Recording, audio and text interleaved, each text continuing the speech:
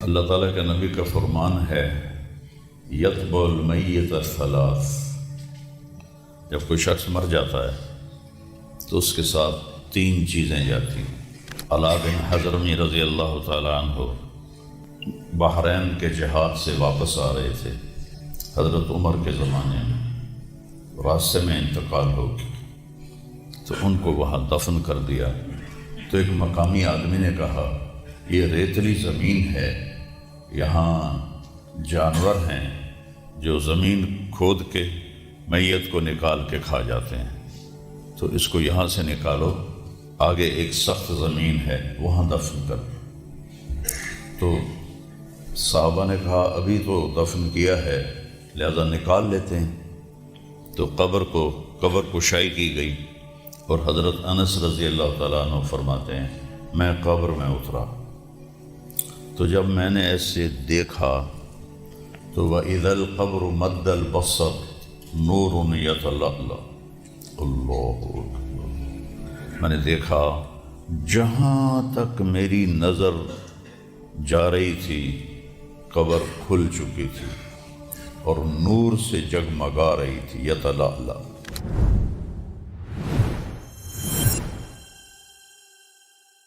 اللہ تعالیٰ کے نبی کا فرمان ہے یتبع المیت ثلاث، جب کوئی شخص مر جاتا ہے تو اس کے ساتھ تین چیزیں جاتی ہیں، اہلہ و مالہ و اولادہ۔ عربوں میں یہ رواج تھا جب کوئی سردار مرتا تھا تو اس کی میت کے ساتھ رشتہ دار بھی اور اس کا جو گھوڑے، اونٹ، خچر، گدھے، اس کا مال وہ سارا ساتھ جاتا تھا اور رشتہ دار بھی، اور تیسرا فرمایا عمل بھی۔ تو یرجع اثنان و یبقى واحد، دو تو واپس چلے جاتے ہیں، جو اس کا ساز و سامان ہوتا ہے۔ یہ قدیم زمانے میں یہ رسم تھی، وہ بھی واپس چلا جاتا ہے، رشتہ دار بھی چلے جاتے ہیں، عمل باقی رہ جاتا ہے۔ تو اگر وہ اچھا ہے تو وہ کامیاب ہے، برا ہے تو قبر سے خوفناک منظر کوئی نہیں ہے۔ میرے نبی نے فرمایا کہ میں نے قبر سے خوفناک منظر کوئی نہیں دیکھا، میرا جی چاہتا ہے میں تمہیں عذاب قبر دکھا دوں لیکن پھر تم اپنے میتوں کو دفن کرنا چھوڑ دو گے۔ لیکن اگر وہ اپنے عمل کو ساتھ لے کر گیا ہے تو علا بن حضرمی رضی اللہ تعالیٰ عنہ بحرین کے جہاد سے واپس آ رہے تھے حضرت عمر کے زمانے میں، راستے میں انتقال ہو گیا تو ان کو وہاں دفن کر دیا۔ تو ایک مقامی آدمی نے کہا یہ ریتلی زمین ہے، یہاں جانور ہیں جو زمین کھود کے میت کو نکال کے کھا جاتے ہیں، تو اس کو یہاں سے نکالو، آگے ایک سخت زمین ہے وہاں دفن کر۔ تو صحابہ نے کہا ابھی تو دفن کیا ہے لہذا نکال لیتے ہیں۔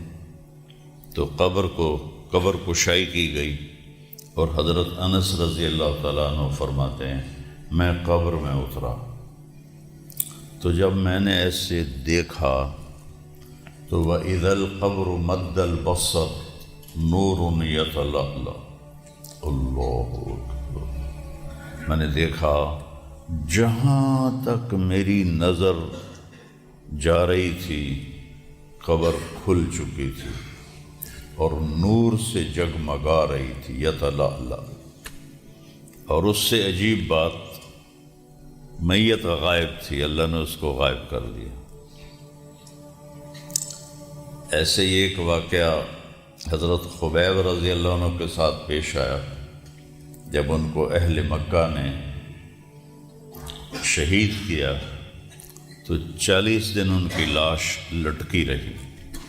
اور اس کا ایک ذرہ بھی جسم کا خراب نہیں ہوا، تر و تازہ۔ تو آپ نے حضرت علی اور حضرت مقداد کو بھیجا کہ جاؤ اس کی میت کو لے کے آؤ۔ تو جب انہوں نے اتار لی تو قریش کو پتہ چل گیا، تو وہ پیچھے بھاگے، یہ آگے بھاگے۔